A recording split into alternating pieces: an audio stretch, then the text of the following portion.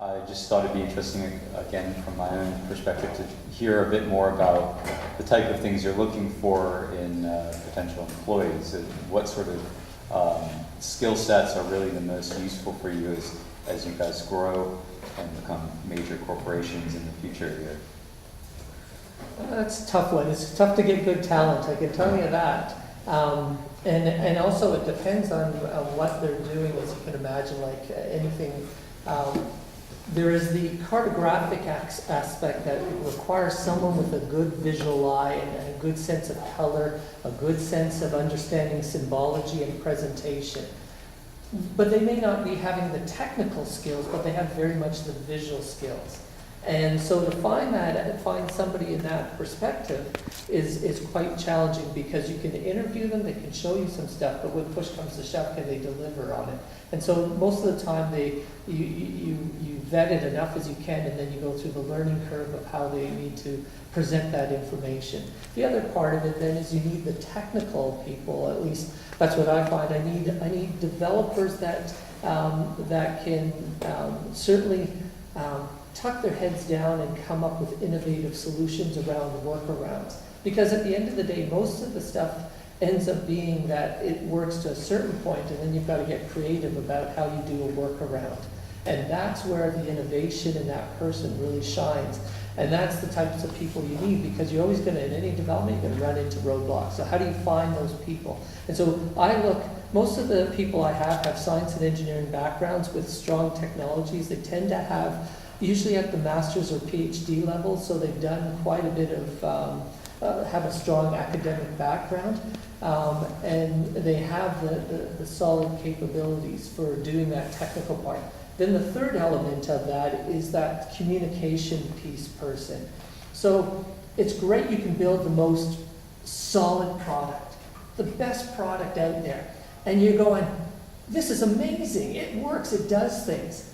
But to get that closing deal, to get them to buy into it, that's the tough part. And that's where that person that knows enough about the pieces and can communicate with the client in order to convey how this benefits them. Even though they may have requested the project, they may have had the tender out to do that, you still have to have that buy-in. And that's a challenge. So you need all those elements. At least that's been my experience. You need those elements to make the sort of Geoweb projects go to that level.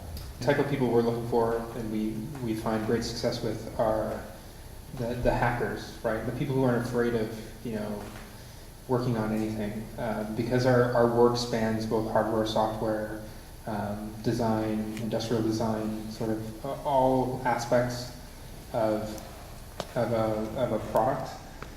We're looking for those people who can, pick up a soldering iron and adjust the hardware, or look up a spec sheet, figure out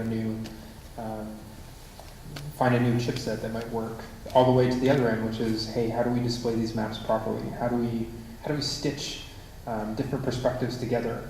And is ransack the right model to use statistically, or should we be using some other sort of segmentation model? And how do we run it quickly? We're looking for the everything person, right? And you don't find those people everywhere, especially in Toronto necessarily. These people are everywhere, but finding somebody who is not afraid of a challenge is key. Engineers who can communicate are hard to come by, but highly valuable. So that's what we look for.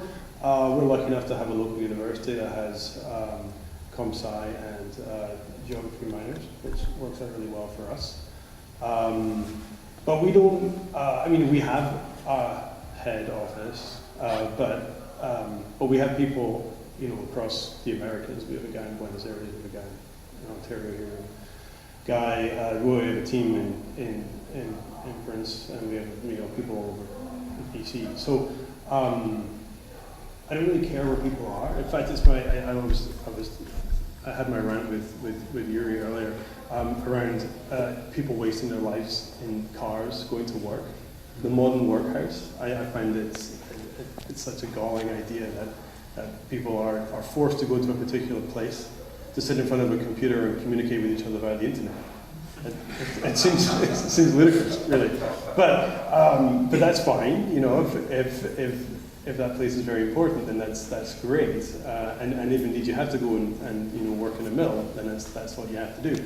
But I think there's opportunities around remote working where that's simply not going to be necessary anymore. In which case, our labour pools get much more interesting. You don't have to find that person in Toronto or BC. You can find that person anywhere, and provided you can manage time zones, and that's not going to go away. Then you're good to go, frankly. So for me, finding the right person is more about personality. It's more about whether that person can communicate effectively remotely, and knowing that remote working is a two-way street.